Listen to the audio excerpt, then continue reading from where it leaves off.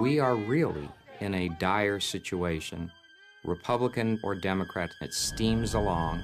This government is dominated by the pharmaceutical industry, and if it wants a drug approved, it will get it, regardless of the consequences to the American people.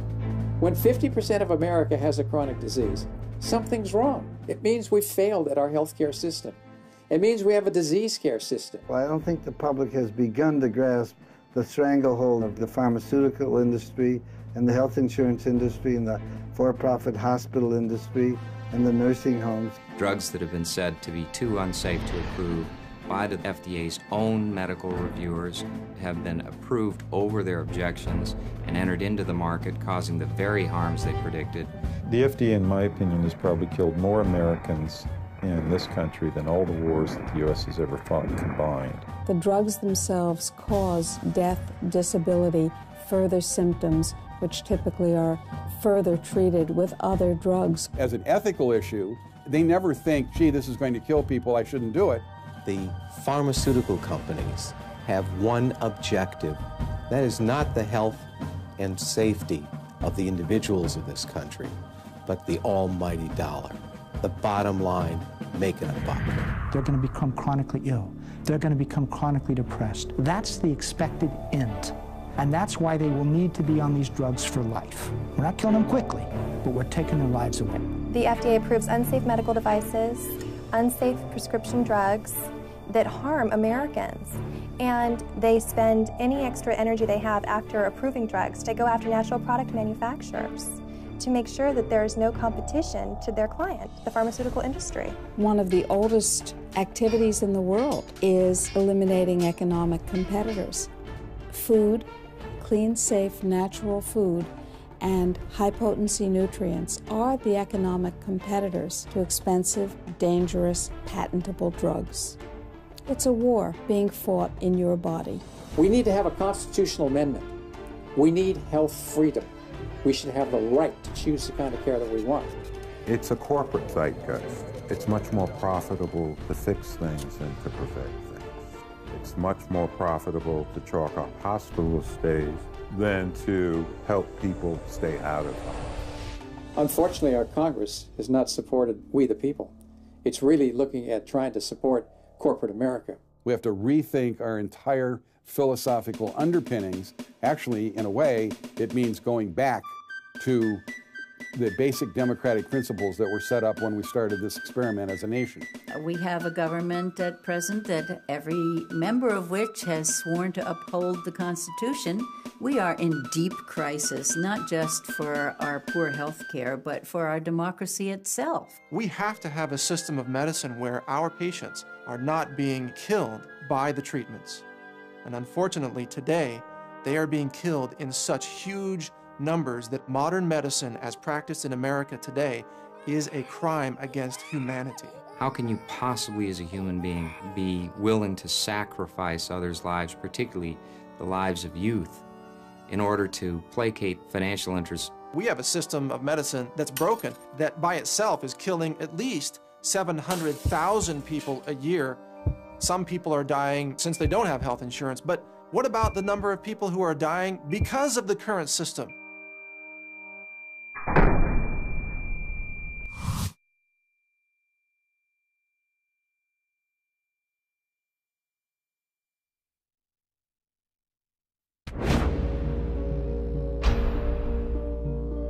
All the industrialized democratic countries have found a way to have universal health care sponsored and guaranteed by the government. $2.3 trillion, 1/6 of our whole gross domestic product, $7,200 for every person in this country, and twice as much as the next 3 countries in the world, Switzerland, France, Germany. We spend $7,200 per capita, they spend $3,200. All the measurements that we use to define good or bad in a health system, we are never near the top. Sometimes we're remarkably close to third world nations. This is not a privilege. It is a right that every human being, as a human being, has. And the healthcare system has to be organized in such a way that that is the guiding premise, and not the transformation of health care into a commodity to be sold and a profit to be made on it. Like many people, I would love to see some form of universal health care that's focused on health and care, that's focused on real prevention. But we're not getting that because of the poisons that are being injected into people, even though they're called therapies, because of the disinformation that is given to patients by our drug companies and our misinformed physicians. The number of people dying from that dwarfs the numbers of Americans who sadly are dying from lack of care. Now, my daughter went to medical school 30 years ago and was taught as an incoming medical student that 50% of hospital admissions are due to iatrogenic diseases, doctor-caused diseases. In other words, the healthcare system was admitting in training new doctors that half the healthcare problems that they were going to be facing were going to be caused by themselves. Our culture is replete with chronic disease. Every chronic disease is a massive profit producer for the people who produce drugs. Every single one of them. These things exist not so much because they were allowed to exist as because they were created.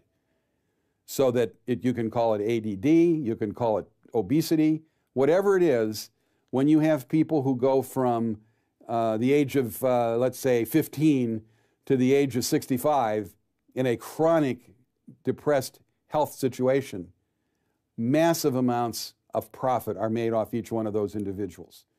About 100 years ago, things were really beginning to change in the United States.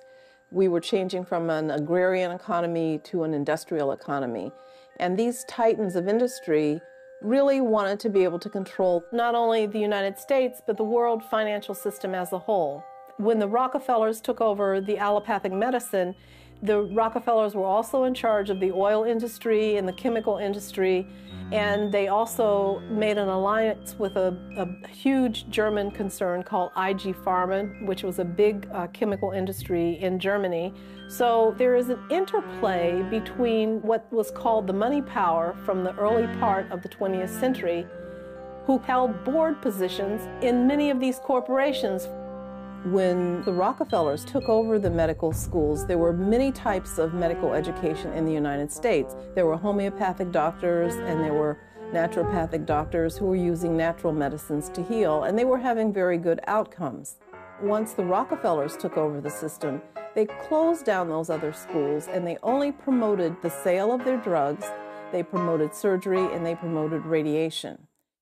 Well, there's kind of sociological theory about paradigm shift, and it goes something like this. You have, let us say, the medical community, all the doctors in the United States. They are a community, and they have a kind of mythology which is supported by everybody believing the same thing.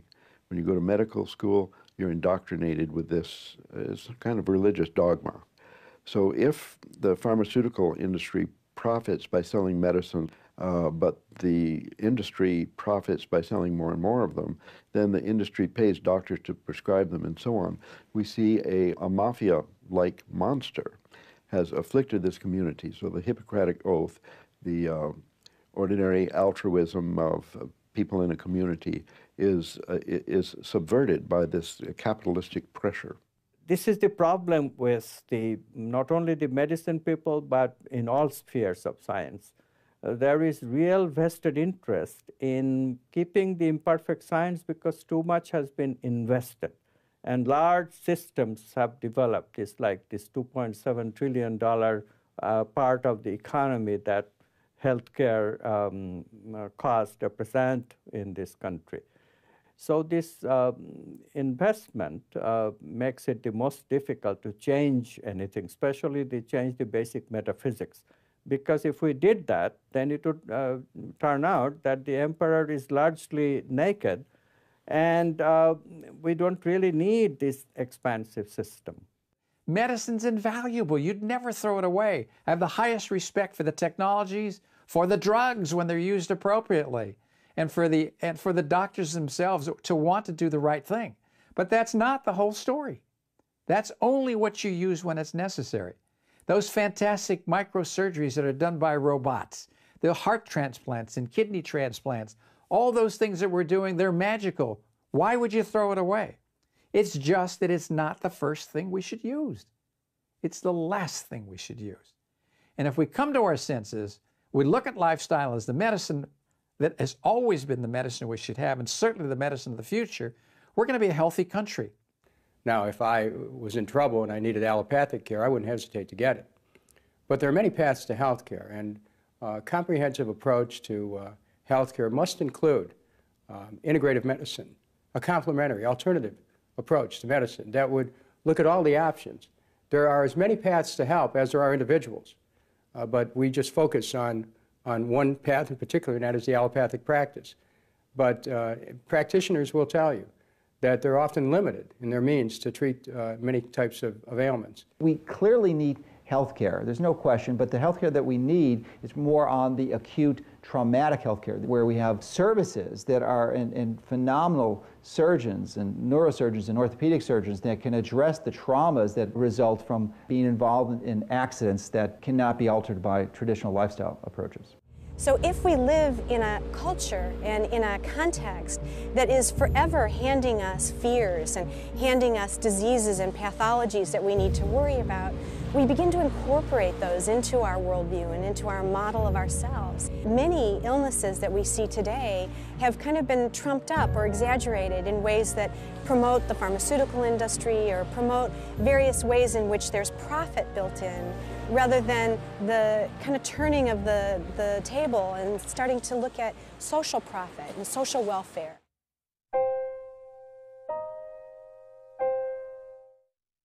It's Christmas Eve, and we're so excited. He's made it to 50. I hope you make it another 50, Dave. We love you.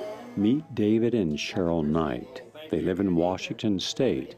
And for over a decade, Cheryl has been plagued by the side effects of prescription drugs. Right now, though, it's Christmas 2007. And Merry Christmas to everyone. The Knights are about to enter a Kafkian nightmare, one that will kill David's father and put Cheryl into a mental hospital, all due to prescription drugs. And as for me, this is the year of the myofascial pain lockup. Yes, I'm seeing my physical therapist 3 times a week. We've made some progress, but we're still working on trying to relax muscles. Out of bed. We will hear their story in this documentary. Our life has turned to absolute hell on wheels. Not gonna go through it. There's this evil force in this room. My wife was prescribed Klonopin and Ativan for chronic pain and muscle spasms. It's been about 8 months, and we are experiencing a living hell. Doctors are not willing to help. The more I get on the internet, the more I read, the more nauseated I become. So we are trying to take her off here at home. She is, quotes, off the Klonopin at this point. Of course, whether she's still having withdrawals from that is anybody's guess. And we have tried to taper the Ativan about 1/4 of the dose. I'm going to document this event.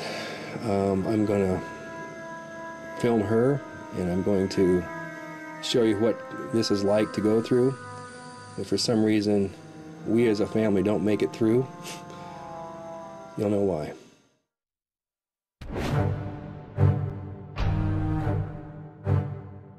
One friend of mine went to Harvard Business School, and on his very first day in class, they were given a test case that you're a drug company, and a couple of people have died from your over-the-counter drug. What do? Do you recall the drug? Do you calculate the damages? What? And my friend, who didn't know yet how things operated in this school, immediately said, recall the product. And everybody laughed in the room, and the teacher said, have you calculated how many lives you can afford to lose before you need to recall? When someone dies by iatrogenic causes, it means that the healthcare system itself is actually the cause of the death. Too many people are being harmed by the products that the industry is putting forth. When a drug is put on the market, they call it a cost-benefit ratio. How much harm is it going to do against how much good it's going to do? But the question is, how many people do we have to harm in order to get the good? Pharmaceutical companies lobby Congress directly, they lobby decision makers and influence policy decisions. The pharmaceutical industry doesn't stop there. The pharmaceutical industry, also through direct-to-consumer advertising, creates a demand for their products with oftentimes misleading ads. When you get a delusion running, when society starts embracing a story that there are these chemical imbalances, and then they start saying, well, kids have them, teenagers have them, and they start believing that these drugs are fixing something wrong. Then the story, it just continues to get more and more out of control as financial forces try to keep on expanding the market for those drugs. So what do we end up with?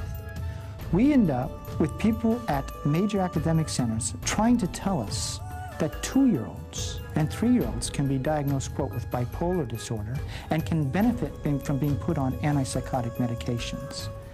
And no other society's doing it. Everybody else thinks it's ludicrous. No one believes really it's going to end up well. We're killing the kids.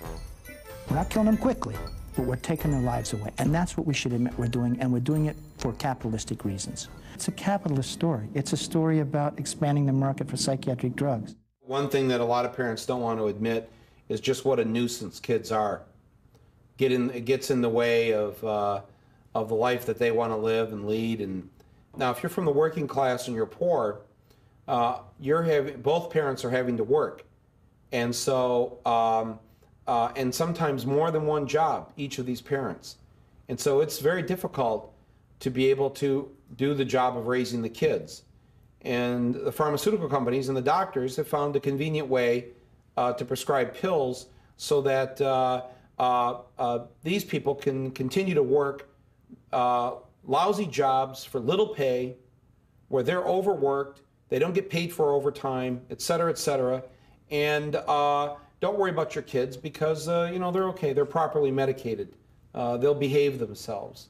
One of the problems with the DSM is so much jockeying in terms of getting new disorders into the manual, in part because the manual has an extraordinary, I think, unmerited authority. Something like passive-aggressive personality disorder is characterized by dawdling over doing laundry and groceries. I mean, factors like that are actually published in that scientific quote-unquote manual. They have listings under oppositional disorder for children, including negativistic, disobedient, and ineffective.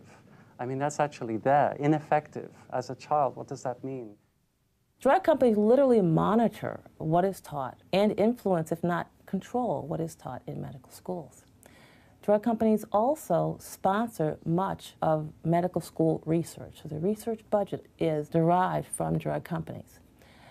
Many, many years ago, the federal government used to fund research at medical schools, but now more and more of that research is actually funded directly by medical schools themselves. Big pharmaceutical companies are not so much eager to cure people because then they won't need their medicines, but to keep people alive and slightly sick, but in a curable way. And this is at least the best way. If they die, they're out of the picture. If they're healthy, they're out of the picture. They have to be slightly sick so that they constantly will need medication to make themselves feel at least healthier. Today we have Big Pharma, and they say all hope is in this little pill, and if you take this, you're going to be well. Well, the fact of the matter is that, well, America's tremendous consumption of pharmaceuticals occurs in quantum leaps every year. The fact of the matter is that our healthcare costs keep going up. So maybe those drugs, which in some cases can provide relief to people, maybe they're not the only solution. On 9/11, we lost 3,000 people. Every year in this country, we've lost over 100,000 people to pharmaceutical drugs. That means we've lost over 1 million people to the pharmaceutical industry in the 9 years since 9/11. And yet, we're not chasing pharmaceutical terrorists all over the world. Do we really live in a rational time that the killing of 1 million people is just a ho-hum kind of event? I think we need to reorder our priorities. There's going to come a day where we are all of us, adults and children alike, are diagnosed with at least one disorder, maybe up to a dozen disorders, and we are put on mandatory medications. And if we disagree with that, They'll say we suffer from obedience defiance disorder, and we'll be put on a different set of drugs to treat that disorder, or we'll be thrown in jail until we agree to take those drugs. It's that crazy.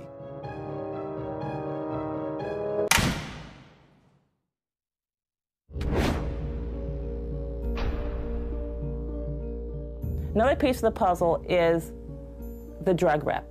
And this would be the lady in the high heels, very short and tight skirt, who comes to doctors' offices and hands out goodies.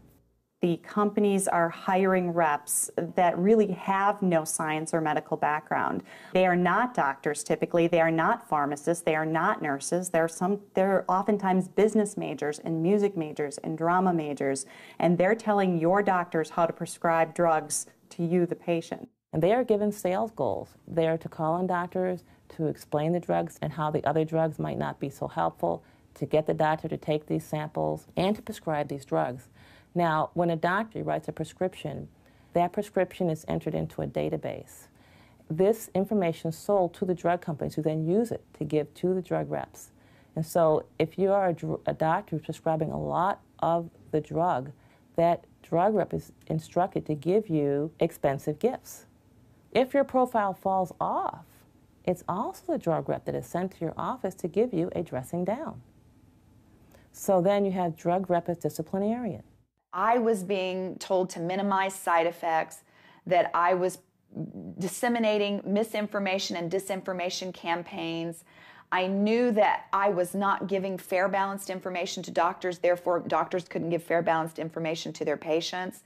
So I started being disheartened while I was still in the industry about the industry itself, because I knew that the job that I was originally taxed to do, that wasn't what my job was anymore, that my job was a marketing job, that I was there to build the bottom line of the company, that I was there to grow market share and influence physicians' prescribing habits. While I was a pharmaceutical sales representative, when we were interacting with physicians, we were constantly trying to downplay side effects, minimize side effects, if those questions were raised by the physician.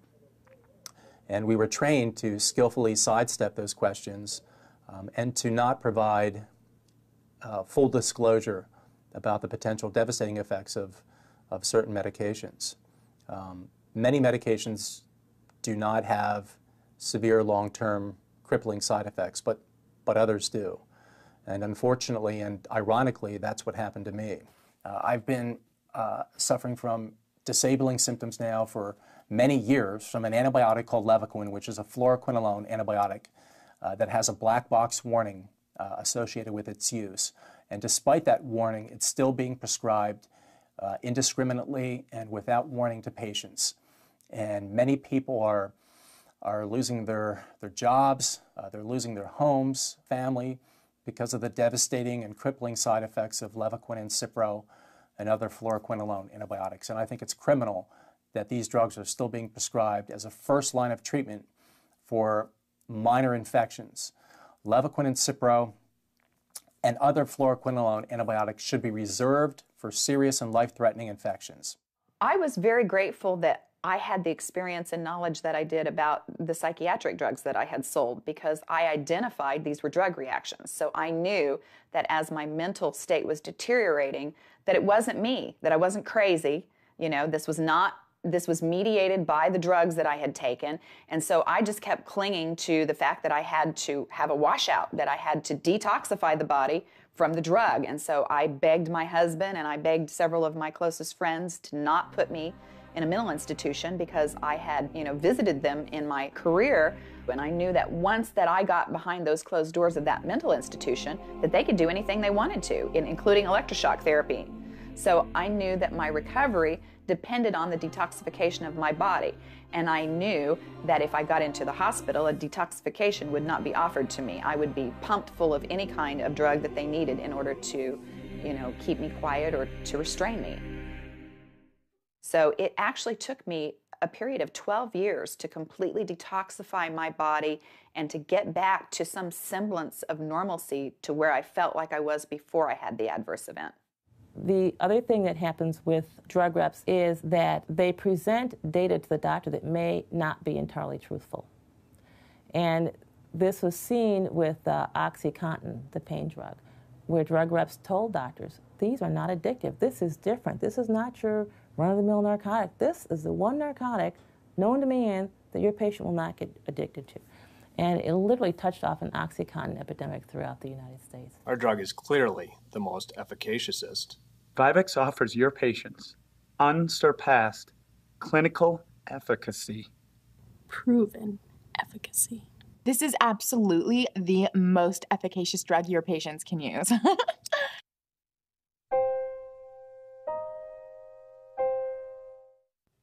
My wife has had TMJ. Her front teeth did not actually come together. She had a lot of pain.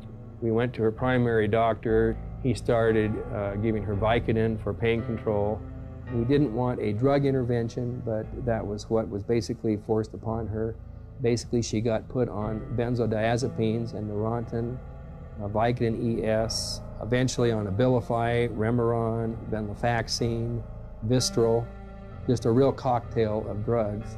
And of course, our experience is that in the process of finally discovering that the drugs could be the problem, we tried to start a taper program at home because I couldn't get the doctors to do it for me. We learned about half-lives. We learned about the potency of these super benzos now that are many, many times stronger than Valium ever was. We learned what it was like to try to relate to the medical community. They keep wanting to tell you that you have an underlying problem. They never want to look at the drugs as a possible cause of it. We had an argument with the final doctor as to the speed at which she was going to come off these drugs. I went ahead and said, okay, that's fine. If you think you can get her off in 8 weeks, that's fine, but I think you're going to crash her. Well, he crashed her. She probably was 24 hours from dying. We took her to the hospital, and she was whisked off to a psych ward. At that point, they just introduced all kinds of psychotropic drugs, neuroleptics, antipsychotics, antidepressants. They wanted to do electroconvulsive shock therapy, and we absolutely refused. They moved her to the state mental hospital, and I followed her in the camper, and I was by her side for 3 months, and I made sure she saw me every single day, sometimes several times a day, so she wouldn't be afraid. And I just watched this horrible deterioration process. I went in and talked to the doctors. I said, you need to give her a drug holiday. She's been on drugs for 3 years now. I know it's the drugs. We were finally able to get her released. Got a homeopathic doctor. We finally got her off of drugs completely a year ago, so now today we're about 13 months off the drugs. We're seeing the stock market recovery. It's up and down, and you can think you're making progress one week, the next week, you know, she's back into pen.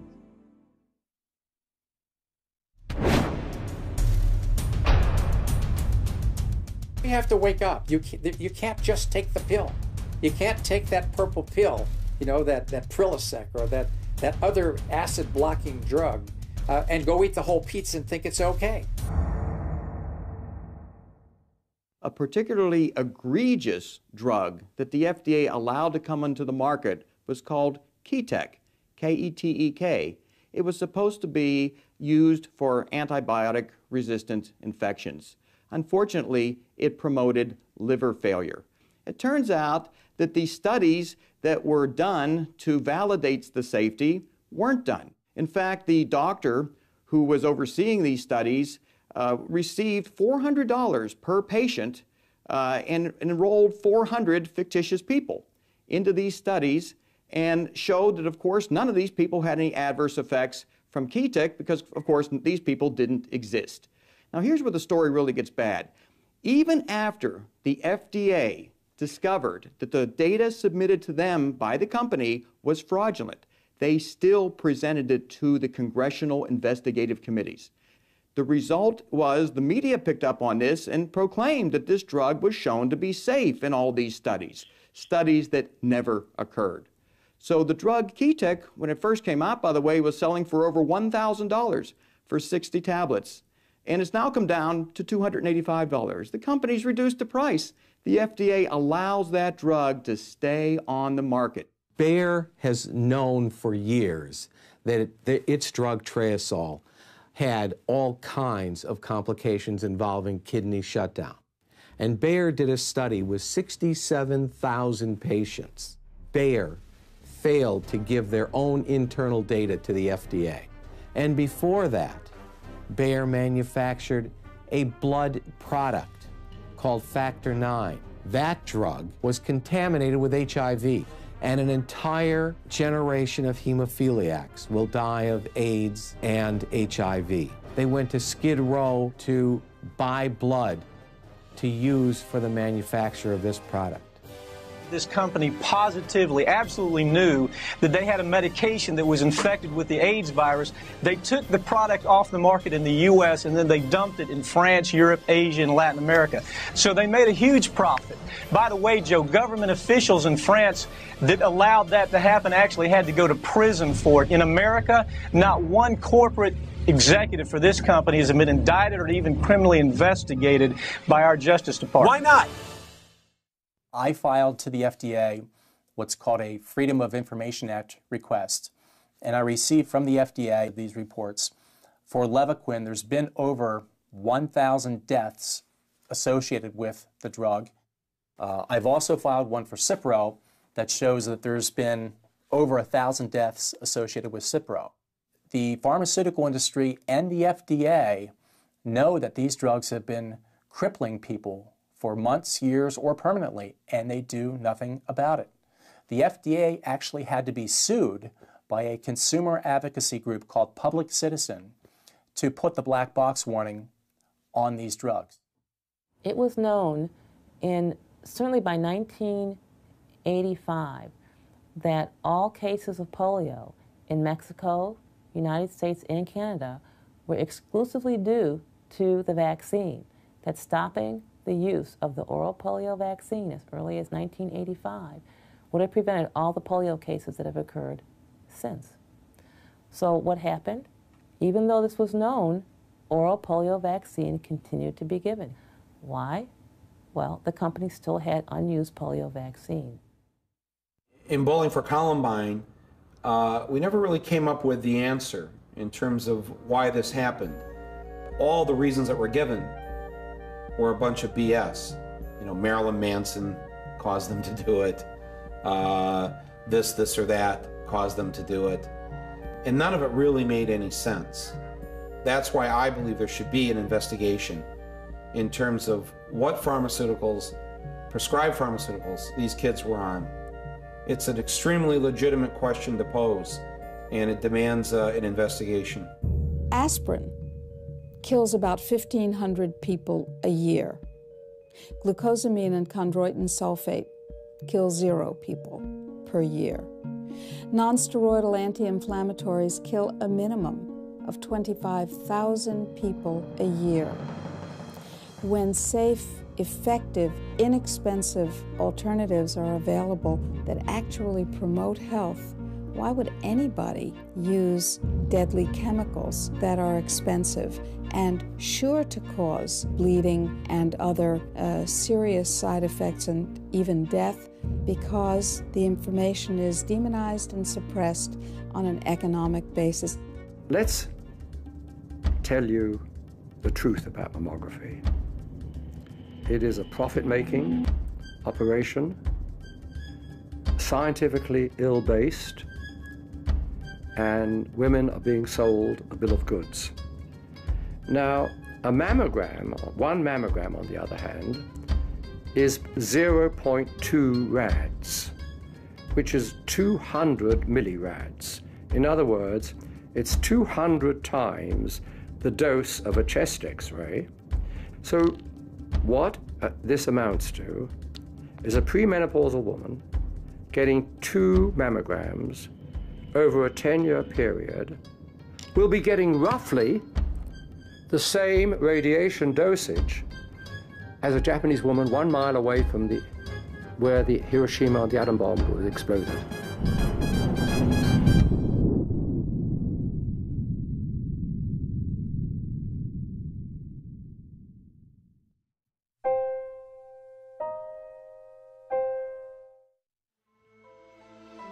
This is so painful. It just seems like there's no end to the withdrawals, hardly any break. Well, that's what the literature says, so you kind of have to hang in there.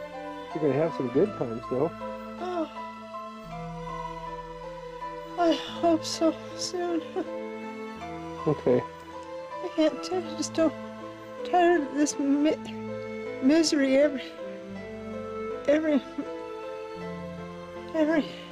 hour. Oh, it seems like all day and all night. Are you light sensitive? You keep squinting. Is it like you can't take the light? Yeah, it's just. When somebody touches me, the burning is sensitive, and light is sensitive, sounds are sensitive. Do you know what day it is? I think it's Tuesday. Bingo. Oh, good, I got it right. I have such pain, but right here in my shoulder, and neck, jaw. I'm going to try to stretch your muscles, okay, pretty soon? A little bit later. Right now, It's too painful to touch. right now I have to wait till the withdrawal subsides some.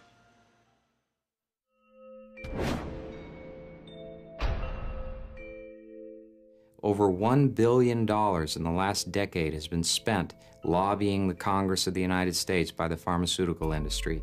That money has gone to Republicans and Democrats alike. People can still end up with insurance policies that leave them with huge deductibles and huge co-pays. They end up either deterred from going and seeking appropriate treatment at an early time when they can really manage it at a more cost-effective way, or save their own lives. It really is a troubling way to handle the system. Why did we do that? Essentially because the health insurance industry is so powerful at the level of lobbying in the United States. There are so many lobbyists, up to 4 lobbyists for each member of Congress related to the health care industry in this country. It's big money, and that big money talks. Every now and then, with a thud of a body, is some outspoken, angry family that says, hey, you know what? I think the drugs killed him. I think he died from therapy. So what happens when a person runs to their political leader and says, hey, I think my loved one has been harmed and this has got to stop? Well, lobbyist has already been there. And the lobbyist, as amazing as the gifts the doctor might seem, politicians get even bigger ones. Many of us Americans underestimated the enormous power of the corporate lobby on health care. It was a double whammy of barriers to change because you have giant health insurance companies that make an enormous amount of money out of the privatized, dysfunctional, expensive system that they benefit from. And you have pharmaceutical companies, also very big contributors to political campaigns, also with a vested interest against change. Why it is that every attempt on the part of political leadership to get something better going in healthcare, even funding children to get health care and things like that, and it's always turned down, is because we have an extraordinarily powerful lobby system in Washington. The best way to describe the power that the lobbyists wield in Congress is to look at what happened with the Medicare Prescription Drug Act. This is so significant from the standpoint that drug companies are overcharging for their medications, to the extent that they're charging the public 100 times more than what it cost them to make it. So the lobbyists go to Congress and they write a bill. Literally, the Prescription Drug Act that was passed was written by the pharmaceutical industry. They present it to various members of Congress and they say, please pass this bill so that we can use tax dollars to pay these outlandish prices of these prescription drugs. Unfortunately, the impetus behind passing that bill were lobbyists. And it is outrageous that legislation of that importance, as well as most other legislation passed in Washington, is influenced to such a degree by the lobbyists whose only objective is for the big business who is generally behind most of the important and wide-sweeping legislation that is passed.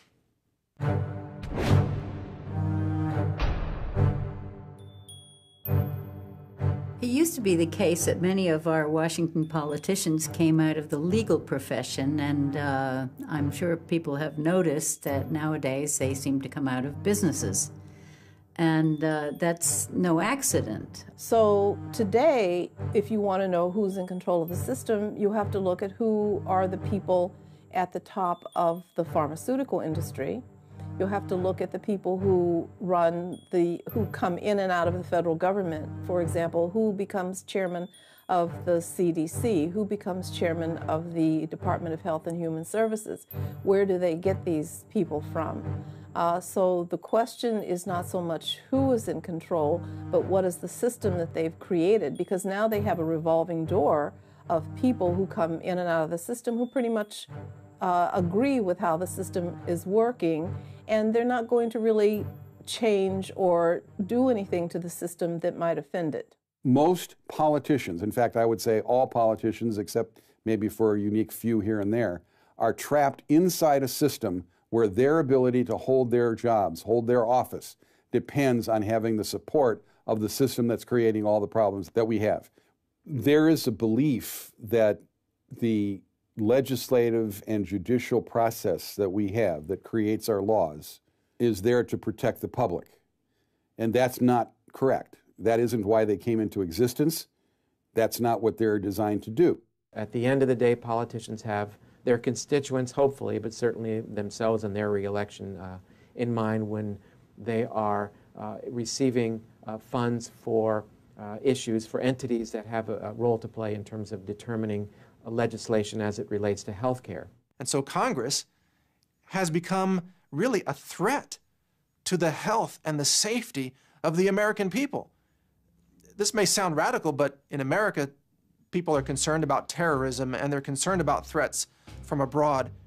Those threats pale in comparison to the threat that is posed by our own Congress working in conspiracy with the pharmaceutical industry to deny us access to real health, to real, truthful information about the natural remedies and cures that can turn our health around and save our nation from a medical bankruptcy.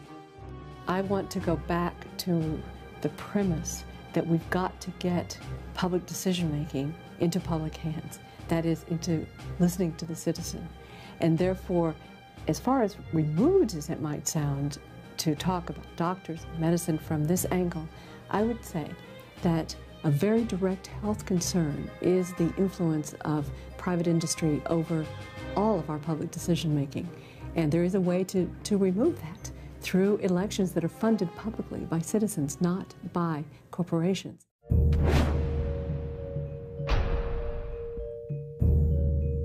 One of the principal challenges, as I see it, is in the context of education. The educational system for health professionals has been so mechanistic, so deterministic, so reductionistic, that we've lost sight of the integrity of the whole. We find that economics plays an enormously large and distorting role in everything from the very subjects that are taught and researched in medical schools, the treatments that physicians are encouraged to use with their individual patients, all the way through to the social, political scale, where we find that drug companies are able to make enormous contributions to influence healthcare systems. Drug companies literally monitor what is taught and influence, if not control, what is taught in medical schools. Drug companies also sponsor much of medical school research. So the research budget, a lot of it is derived from drug companies. The federal government used to fund research at medical schools, but now more and more of that research is actually funded directly by medical schools themselves, and this has definite repercussions. We know that Big Pharma spends $60 billion a year on medical research, and we know that the National Institutes of Health only spends $25 billion, and they have a close relationship with one another, which is why you're seeing research being directed towards technology and towards drugs. You're not seeing it directed towards the natural things that don't cost much, that don't provide much profit. So we have a huge conflict of interest there. The fact that a lot of this research is going on and a lot of FDA approvals are based on this research, a lot of physician medical practices are based on this research, explains why these drugs that look so good on paper with such good research behind them have such devastating effects, even deadly effects, when used in human beings. They're making their point of view from their perspective, and it's a very biased point of view that sometimes is outright lies and sometimes written by ghostwriters.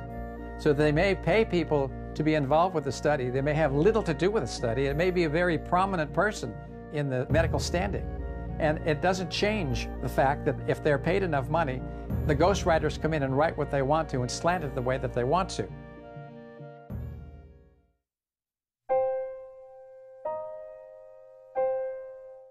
You know, we're a year off the drugs. I can go to bed, right? This is what I've noticed. A dementia, just a really bad cognitive decline.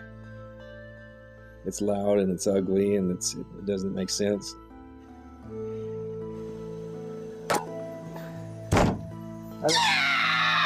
It makes it horribly difficult to try to get through a night's sleep. Why you say that? I didn't mean to say it. You know, I try to isolate myself. Sometimes I have to go to the camper.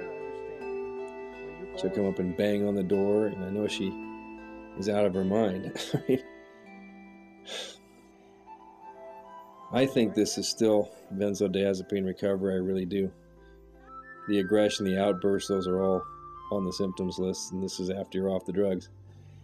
But what makes this really, really hard is as the time goes by, and we're pushing a year now, the longer you get away from the drugs, that was a good one.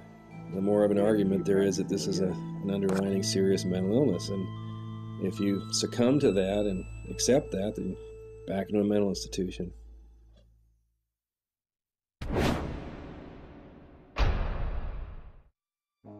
Another piece of the puzzle is the federal agencies, and that would be the CDC, the FDA, Public Health Service. The FDA is a Food and Drug Administration, and many citizens believe that the Food and Drug Administration's major reason for existence was to keep our food and drugs safe. There is absolutely no question who the FDA works for. They represent the interests of the drug companies, and they viciously attack anyone who presents a challenge to that. If a company has a natural product backed by good scientific knowledge, the FDA will attack them. And the better your product works, the more aggressively you'll be attacked. You will be threatened with being arrested and thrown in jail. You'll have your products confiscated, your company shut down. The owners of these companies are so terrified that they won't speak out publicly about what's happening.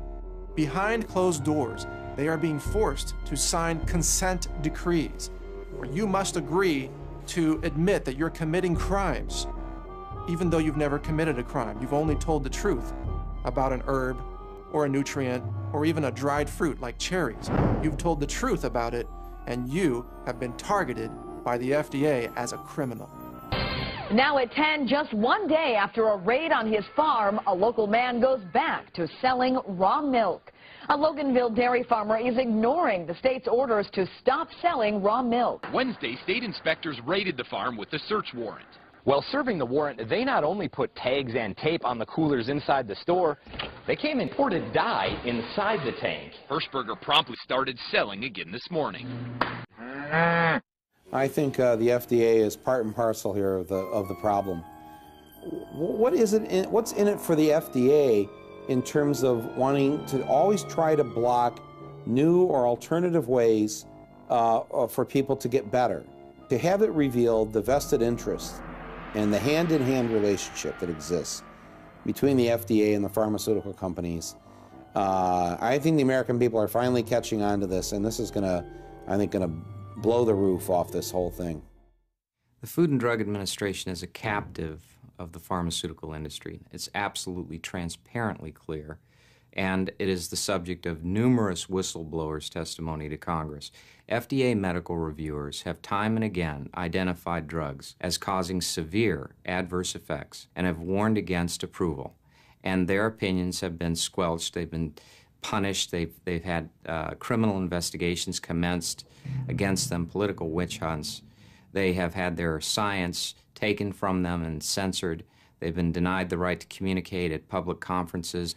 There are numerous problems with the drug review process, but it originates from one simple reality, that the drug industry influences to an extraordinary degree the review and approval of drugs. The drug Premarin which so many menopausal women were prescribed, Premarin and Prempro, those drugs caused so many cases of breast cancer, so many unnecessary heart attacks and strokes, and yet the FDA still allows those drugs to be sold. There are safer forms of estrogen available. We don't need to have those drugs sitting on the pharmacy shelf anymore. They should be withdrawn from the marketplace. But they generate so much money for the maker of those drugs that they stay on the pharmacy shelf. And the maker of those drugs lobbies the FDA to suppress the ability of companies who make safer, more natural forms of estrogen from promoting that to the public. The FDA's deputy director of the Office of Drug Safety, David Graham, has repeatedly stated that there's this undue influence, that essentially he who pays the piper calls the tune. I would argue that the FDA as currently configured is incapable of protecting America against another Vioxx. We are virtually defenseless. It is important that this committee and the American people understand that what happened with Vioxx is really a symptom of something far more dangerous to the safety of the American people. Simply put, FDA and the Center for Drug Evaluation and Research are broken. When I appeared before the Senate Finance Committee and announced to the world that FDA was incapable of protecting America from unsafe drugs or from another Vioxx, FDA is responsible for 140,000 heart attacks, 60,000 dead Americans. That's as many people as were killed in the Vietnam War. Within the Center for Drug Evaluation and Research, about 80% of the resources are geared towards the approval of new drugs, and 20% is for everything else. Drug safety is about 5%. Congress has created that structure by PDUFA, the Prescription Drug User Fee Act, by which drug companies pay money to FDA so that FDA will review and approve its drugs. For industry, every day that a drug is held up from being marketed, in their minds, that's another $1 to $2 million of profit that they're being denied. And so the incentive is really review the drugs as quickly as possible, approve them as quickly as possible, and don't stand in the way of our making profit. There's a strong bias in favor of approval. In the case of Vioxx, for example, they had a meeting with then FDA Commissioner Lester Crawford, and these scientists urged him to take action against this drug and get it off the market. What did he do? He said the information was all anecdotal. He announced that he would approve the drug for pediatric use. And what happened to Lester Crawford when he left the FDA? He failed to reveal his ownership interests in large food companies and some pharmaceutical companies. This was discovered. There were investigations that took place, and so he came up on federal charges, and he resigned as commissioner of the FDA. He was going to be prosecuted, and he struck a deal and avoided a prison term. And then what happened to him? Well, he went to work for a lobbying firm in Washington that is one of the lobbying firms for Merck, the company that made Vioxx, and he makes an extremely handsome salary. Here is a person who was responsible for decisions that imperiled the lives and indeed actually cost the lives of human beings. And he is not penalized for this. He's not subject to any criminal prosecution for what he did. Instead, he's rewarded handsomely.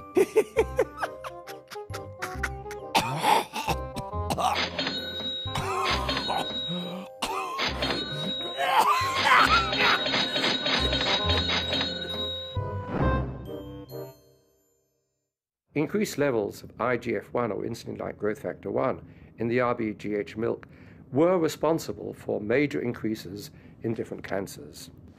Now, this information I supplied to FDA Commissioner von Eschenbach in 2007. He ignored it. Together with other leading national experts, I supplied this information to Margaret Hamburg, Commissioner of the FDA, and she ignored it. So here we have Margaret Hamburg, FDA Commissioner, being told that RBGH milk will increase risks of breast, colon, and prostate cancers and not doing anything about it. Isn't this enough to dismiss her from her job immediately? And yet, she's still in her office. So we're dealing with a commissioner, FDA commissioners, which in this regard and in other regards which I could document, have shown themselves to be recklessly irresponsible.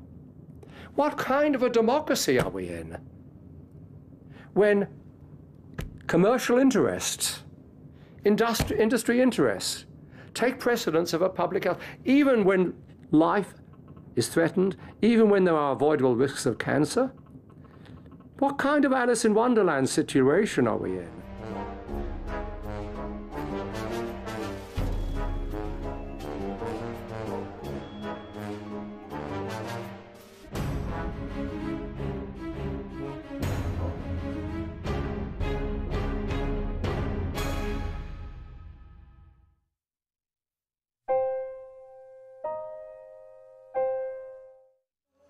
Boy, the food is scrumptious. My father, he was an amazing man. He was an artist, had a wonderful singing voice, played the violin, was an outdoorsman. He and I were the best of friends. After the house fire that killed my mom, we brought him up here. So we got him up here to Washington, and I said to my wife, I said, you know, he hasn't had a checkup in a long time. We need to take him down and get a good doctor and say, have a good workup, make sure he's doing all right. Oh, man, I regret that in so many ways. But we went down, and they did a full blood panel and everything else, and lo and behold, they says, you know, he's got pre-diabetes. Not full-blown diabetes, just kind of borderline, but I'm an aggressive doctor, and I like to treat things, you know, before they get out of hand. So we want to put him on metformin, and it wasn't too long before he started having really difficult time breathing. We thought he was going to congestive heart failure, and so we had to get a cardiologist, and they took a look at it and said, well, he's having heart problems, and he has atrial fibrillation. I didn't know what the metformin did. Now, since then, I realized that metformin can cause those very same symptoms. So they put him on a protocol which included blood thinners and warfarin, and he was on a package of things, including Digitech. I went to the doctor, and he says, I don't know if this metformin started this whole mess, but I said, I don't think he's really diabetic, and we're testing him every day, and he's well within good limits. And so they took him off the metformin, and his heart seemed to get better. We come down to 2008, that's when they recalled Digitech, and of course I became alarmed. I said, boy, if they're double dosing him, no wonder he doesn't have any energy, no wonder his heart was slow, it bradycardia, he was having all kinds of problems. And so I talked to the doctor, and I says, should we just come off this? I mean, they recalled it, and she goes, well, I wouldn't worry about it. She says, I think we'll discontinue it, but I don't think there'll be any problems with it. Of course, it was only a month or two after that he died of a fatal arrhythmia. And you know, we're in a class action suit right now with about 400 other people just in this one law firm. So there's no question that that particular drug most likely ended his life. I've gotten his lab reports, and it said digoxin toxicity, and we were never told by the doctors.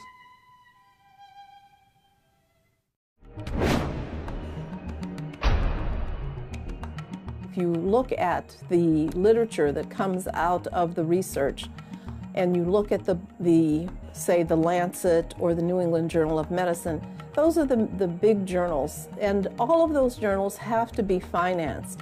And how do they get financed? They get financed by the drug companies. So the drug companies basically are very involved in financing medical research. And the problem with that is this: they're not disinterested parties. They are interested in having an outcome that will show that their particular product is a workable product. And this, of course, has led to disastrous consequences, which we know because it has been widely reported that over 100,000 people every year are killed by one of these pharmaceutical products. Now, if you look at any of these journals, it doesn't matter which, you will see incredible ads from the drug companies.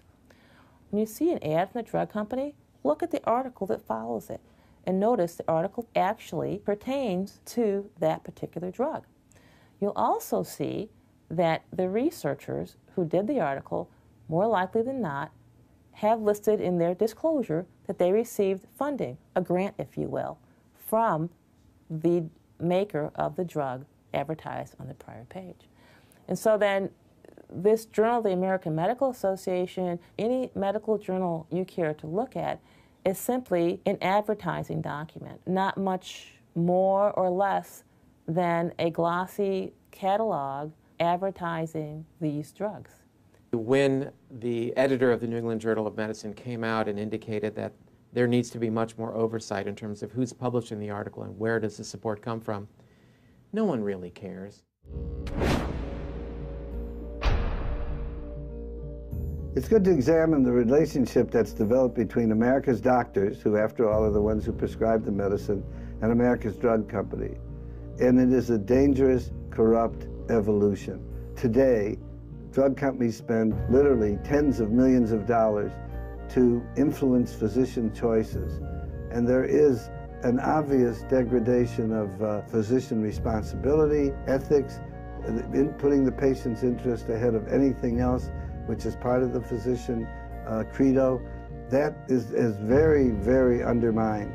The amount of money that's spent is staggering, and most people are shocked when they find out how much Big Pharma spends on each individual doctor per year. And this is well documented in our literature. That number comes to $61,000 per doctor per year. All of a sudden, doctors are working for corporations, and what they're going to be allowed to do is going to be dictated by them. Or if you're a physician and you decide for whatever reason that you have a better way, that these 3 protocols really are not going to do the trick, that you know that if you just told them to eat differently, take a couple of vitamins, they'd do a whole lot better. If you did that, then because you deviated from protocols, you were risking loss of license, legal prosecution, loss of hospital privileges. And these protocols can literally cause you to be treated to death by being exposed to hazardous tests unrelated to your condition, hazardous medications that have no hope of improving your condition. So the doctor literally is obligated to provide you with this thing called the standard of care, which may actually result in your demise. One of the driving forces behind this trauma that physicians suffer is the lack of cooperation from the insurance companies. And this applies not only to the physicians, but also to the patients.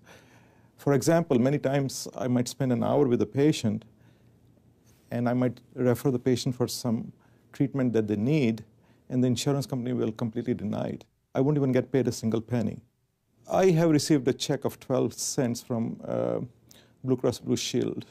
And what did I do with this check? They're framed and they're lying in my office. And you have a breakdown right now in the primary care practice. You have people running to specialists who prescribe their medication for that person's symptom, ignores the other medications the person is already on.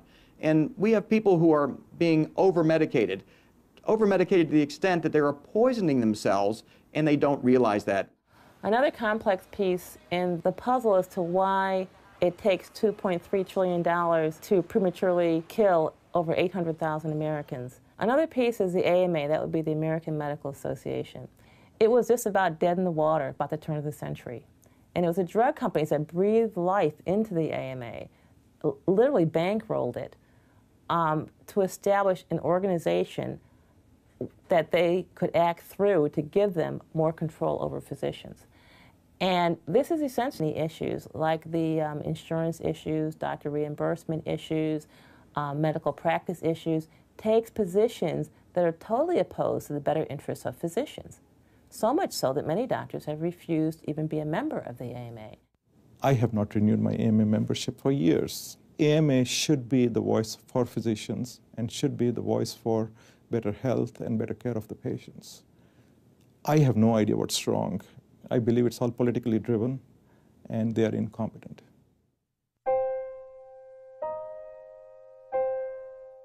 It's me, Dave, I can't function. It's not you, it's the damn drugs. It's the drugs. It's me, I can't function. No. You know, this is hell. This is torment every day. Someone's suffering every day. You're not mentally ill. You are not mentally ill. I don't have to wait to think if or see if I'm going to go to hell. This is hell. I don't know. This is withdrawals, and withdrawals make you seem like you're ill. And so, going to sleep doesn't sound all that bad, does it? Don't say that to a health professional. I'm not going to take it. I can't. Why do people commit suicide? I can see why they can commit suicide.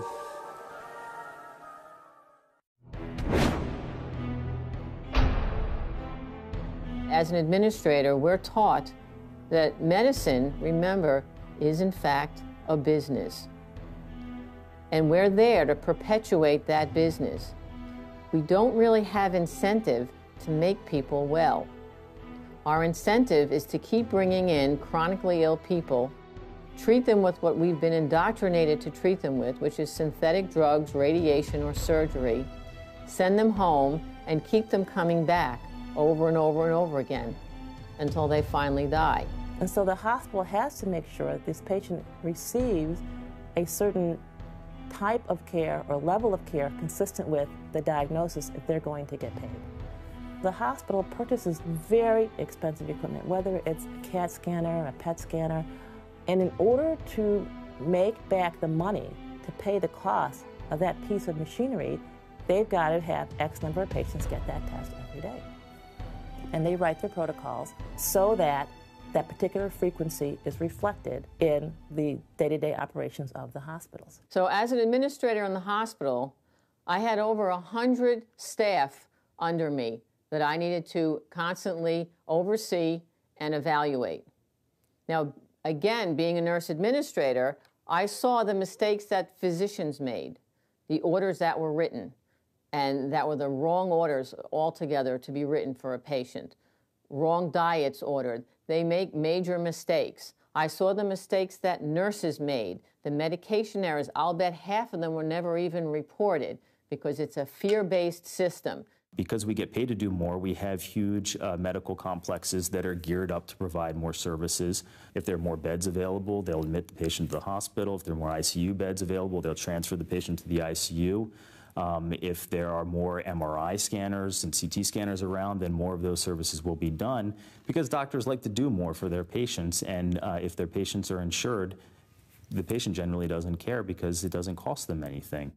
I've watched people come into hospitals, and we called it the $1 million workup. We wanted to make sure we did as many workup tests as possible in order for us to generate revenue and to really make sure we could diagnose these people well. And then once we diagnosed them, we filled them with our medications. That was mostly our middle-aged people. Once we got to our elderly, that was a whole different ballgame. We warehouse them in the hospitals and the acute care settings until we can get them into nursing homes.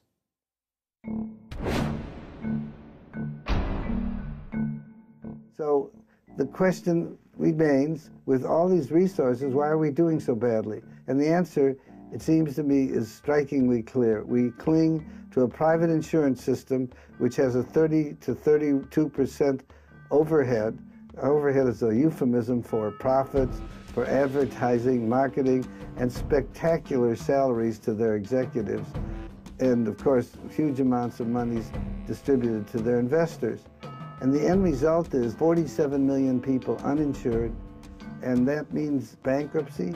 For example, 1 out of every 2 personal bankruptcies in this country are related to medical bills and the associated illness. My people can still end up with insurance policies that leave them with huge deductibles and huge co-pays. They end up either deterred from going and seeking appropriate treatment at an early time when they can really manage it at a more cost-effective way, or save their own lives. That's the way the system is set up. The health care bill that passed provided reform within the context of a for-profit system. Did it make some progress? Absolutely. I mean, when you tell insurance companies, look, you have to cover young people on their parents' policies up to age 26. You're going to have to cover people if they have pre-existing conditions. That's progress.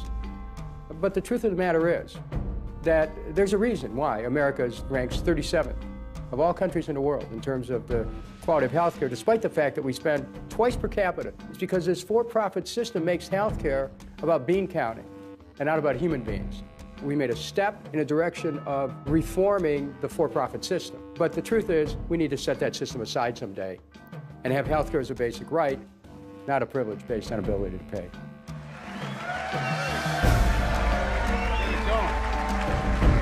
Thank you all.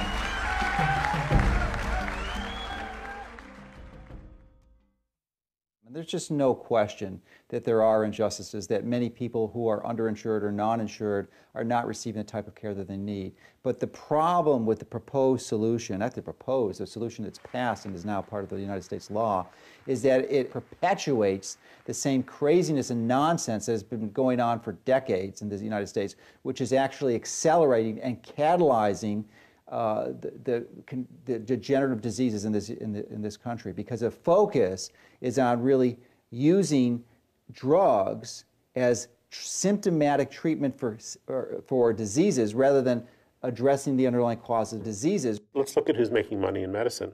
Third-party payers are making about 30% of the healthcare dollar. The moving the money around, essentially, is very expensive. This is honestly why I'm a believer in the British health system, where there's actually a public health system and a private health system. It gives people choice. It gives clinicians choice as to where they want to work. Is it perfect? No. Is it better than where we are? I think so. As far as I know, HMOs are private entities that contract out with Medicare. Basically, they are brokers. If Medicare gives $100 per patient to a particular HMO for care of that patient for the whole year, you would expect at least 90 cents of that money would go to patient care.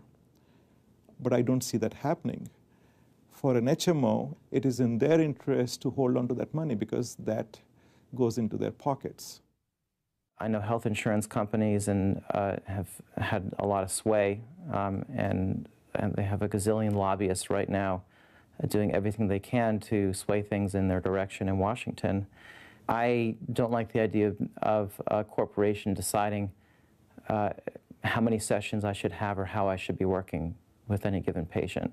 That not a day goes by that I don't get a rejection for a medication that I felt was in my patient's best interest, or a treatment that was rejected by the insurance company, and they say, we would prefer you to use a different medication or a different screening procedure or a different interventional procedure.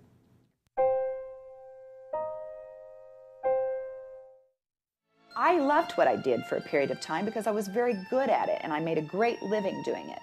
But once that I lost my niece and I really went into the literature and started looking at the clinical data, that's when I got compassionate. That's when I got pissed off, because I knew that the manufacturers knew that the drug that my niece committed suicide on was 8 to 10 times more likely to cause suicidal ideation than placebo in clinical trials. Megan's problems started when she was involved in a car accident. She was literally smashed between two vehicles as she was standing at the driver's side window talking to a friend. She was a base cheerleader. She had a tremendous amount of strength, physical strength, and after the car accident she had difficulty participating in any of the things that she had participated in prior to the accident. And she got depressed. She had been put on several different medications for pain and depression. She was in her first year med school at Indiana University, and she was preparing to take her finals, and she wanted to stay awake in order to study. And she goes to the convenience store and gets ephedra to keep her awake so she can study. I was in Texas and she was in Indiana, and I get a phone call from her saying, "Mom, something's wrong. I can't go take my finals because I can't, I'm hallucinating. Everything is black, white, and red, and people are flying in the sky." And I said, "Okay, I'll be there. As soon as I can get a plane, I'll be there." In the meantime, my mom, who lives in Indiana, called Indiana University and said, "My granddaughter can't attend finals. What do we do?" And Indiana University says, "Well, we require a physician's statement. You'll have to take her to the hospital or the doctor in order for her to be able to take her finals." And so my mom took Megan to the emergency room. The physicians at the emergency room convinced Megan to admit herself to the psych ward, and that's where they kept her for a week. I got to the hospital, and for 3 solid days, They refused to let me see the doctor. My daughter's in the psych ward. She's 18 years old, and of course I'm pleading with them. I need to talk to the doctor. I need to know what's going on. I was treated horribly. They were holding her against her will and drugging her with psychiatric drugs, which I now know was so much more lucrative for the hospital than had they left her in the emergency room, which would have resulted in just an overnight stay, because she truly was having a drug reaction. Megan was very astute, and she said, "Mom, it's the drugs that they put me on that's causing this." Unfortunately, we didn't know that all we had to do was to give written notice that she wanted to be released, and that's all she needed to do. And we were begging for them to let her go because we knew that her mental condition was declining. It wasn't getting better, and it was causing really bizarre behavior that we'd never seen before. I was able to finally talk to the doctor on the last day. He said, "Your daughter's bipolar, and she'll need to be on these psych drugs for the rest of her life."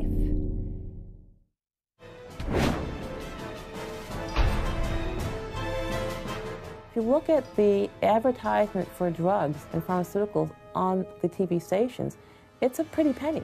It's a fair percentage of their revenue.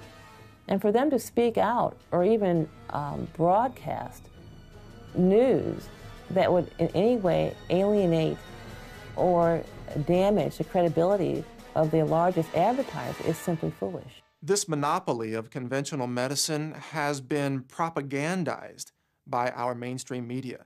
You know, the media is supposed to question things. It's supposed to be skeptical. It's supposed to ask the questions as a proxy for the public.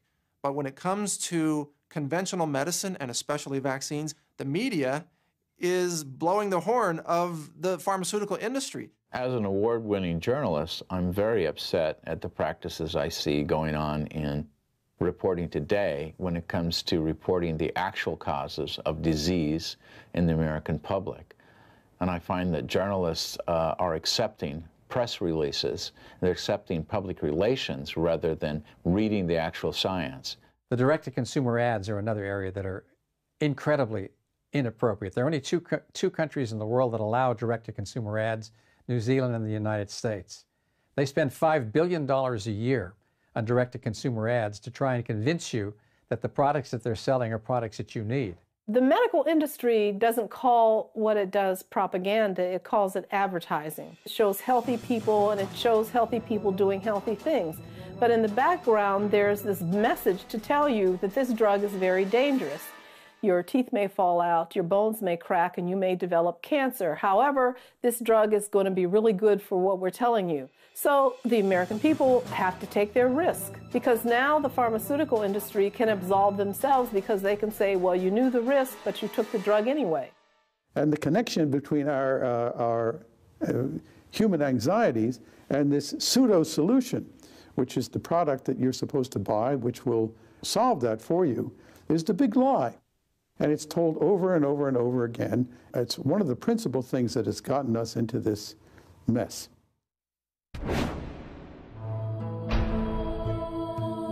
There were many mistakes with the healthcare reform that went into place. Number one, they forgot to talk about vitamins and nutrients and how we prevent disease. And then secondly, they took away more freedoms. So we used to have more freedom of choice as consumers and parents and even as cities and states. They took much of that away, and they forced people into a monopoly system, a system that's broken. It does not work except to create profits for the companies that benefit from disease and suffering. The Healthcare Reform Act, like all of the governmental regulatory structures in place, it puts a stranglehold over medical innovation. We have the federal government coming in and telling doctors what they're allowed to do. It restricts patients from choosing therapies that may be more efficacious. We're not doing healthcare reform, we're doing insurance reform right now. We're talking about the economics of medicine. We need not only to give everybody health insurance or health care because it's a right. It's not a privilege, it's a right. Everybody deserves health care. But it's insufficient to make the healthcare system work because it isn't a healthcare system at all. It's a disease care system. We have to shift the paradigm. There are the financial, structural aspects of paradigm change. Healthcare systems that there's one insurer, the Canadian system would be one version of that. A private and a public system, such as the British health system. A very socialized system, such as the French system. These all allow for different delivery payment structures, and in that case, greater availability of medical care, regardless of the paradigm that you're delivering it under, to the particular patient or the population. People at insurance companies are looking at their bottom line and recognizing that the way that they can maximize profits is to purvey through doctors the least effective, mostly least expensive treatment. Unfortunately, a lot of the arguments to achieve universal health coverage have not worked. In fact, since Teddy Roosevelt tried to achieve universal coverage in the States, we failed every time.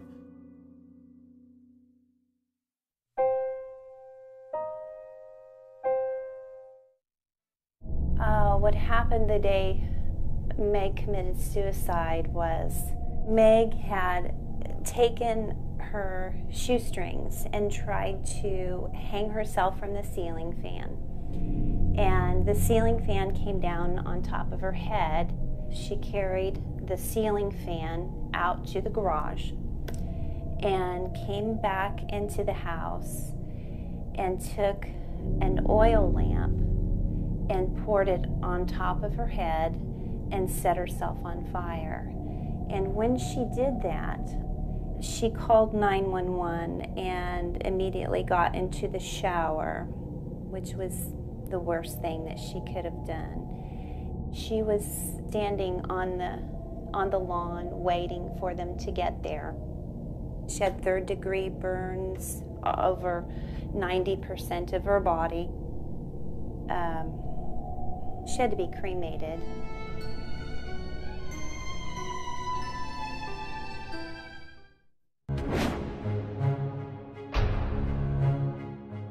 We're seeing our practitioners are being attacked for practicing outside the standard of medical care when they offer dietary supplements or natural health approaches to health and healing.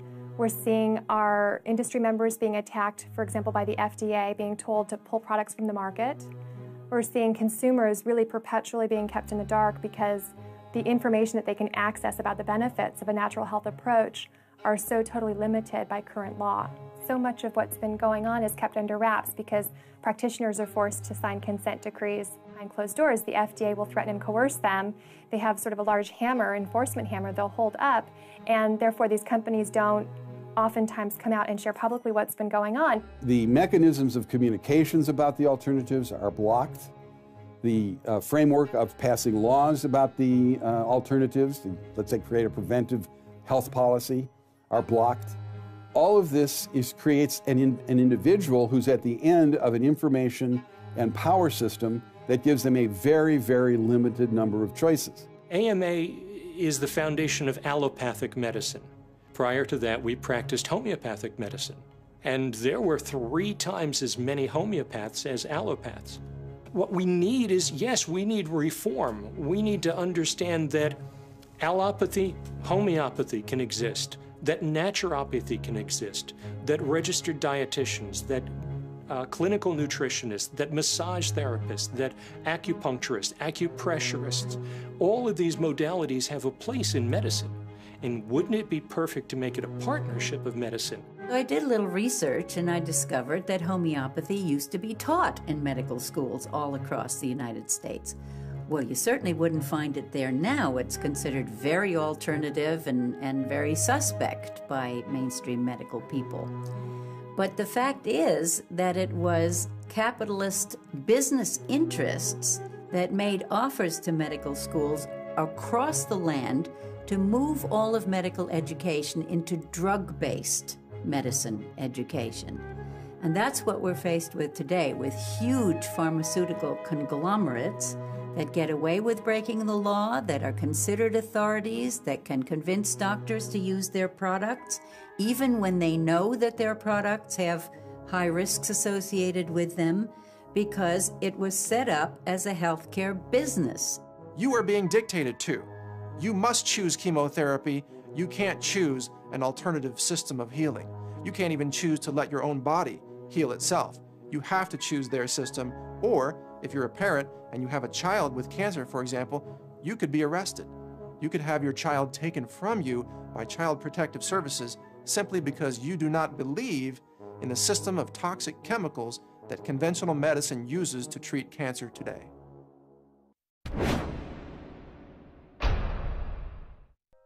We live in a world that has about a 6,000-year history of empire-building mode. That's the economic and political mode that humans have been in for that long a time.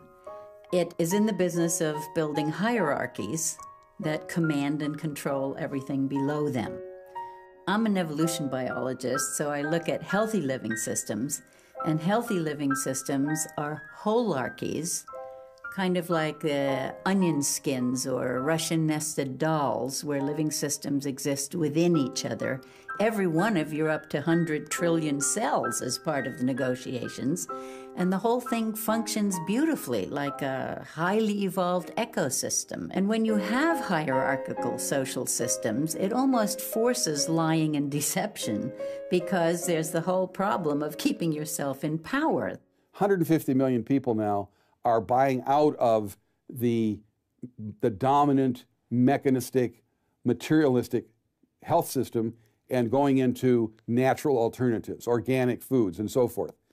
If we had a national policy, for example, that promoted a natural health food approach, biodynamic or organic approach, as a part of national policy, we could improve the health of people in this country enormously. Speaking from my own experience with alternative medicine, as a young person, I suffered from a very serious case of Crohn's disease. In 1995, I switched my diet to a vegan diet, and that, together with Chinese medicine, enabled me to be virtually free of any symptoms of Crohn's whatsoever. Preventive medicine is another version of an interesting paradigm. Can I prevent diseases? Can I work with a patient long term and prevent diseases? The old Chinese system of medicine was based on that. When the patient got ill, you actually made less money as a physician than if you kept the patient out of the hospital. Whether it's in yoga science or forms of meditation and proper diet and lifestyle, all of this, to break the dominance of an ego-based culture that is taking us down, disintegrating us, and causing our vast medical problems. As long as we think that everything can be fixed by mechanical fixes, by mechanical I mean of artificial fixes, then we'll turn to physical means, to chemical means, then we'll end up by spoiling our life because we become dependent on that. We'll end up by spoiling our environment because we are overloading it with artificial, unnecessary, synthetic materials. And until we break the hold that the pharmaceutical companies and the insurance companies have on our political process, it's going to be very difficult to be able to permit individual Americans to feel the fullness of their own individual power, to be able to determine the path for their own health. What we are doing, building public opinion in favor of an upheaval, a paradigm shift of not only medicine but also entire scientific system, this I think eventually will bear fruit.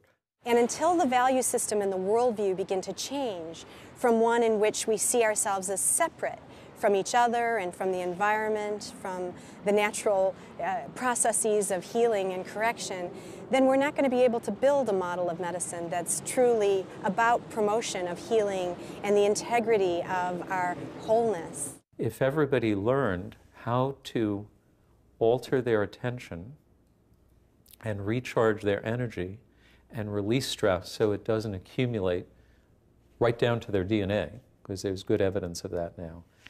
If people learned how to deal with their own minds and their negative emotions and make their mind fresh every moment and in the present, by the time they were 12, this would be a really different society. This is the guts of what the indigenous healer did.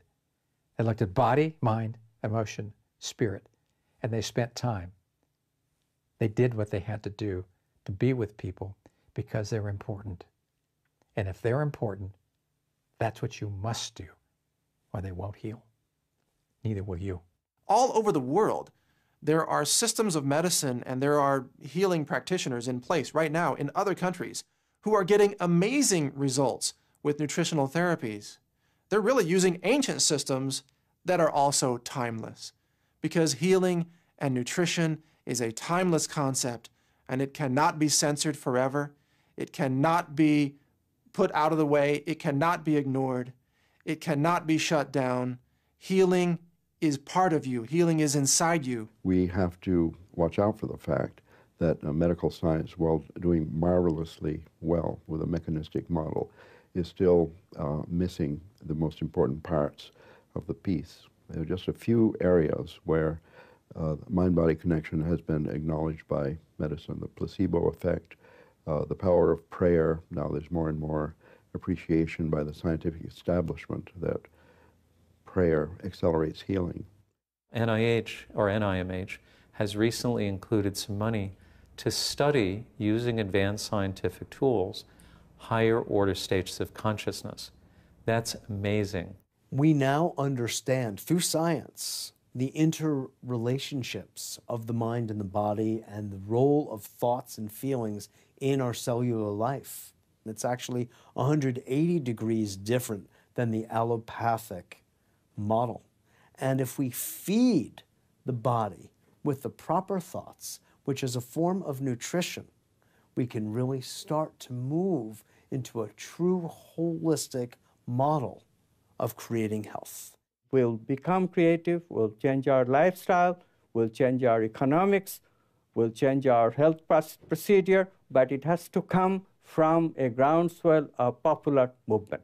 Everything you do, the smallest cause, can produce a huge change in the outcome. So it melts down here, and it's going to firm up over here. And when it's in the process of firming up over here, that's when you can meddle with it a little bit for better or worse.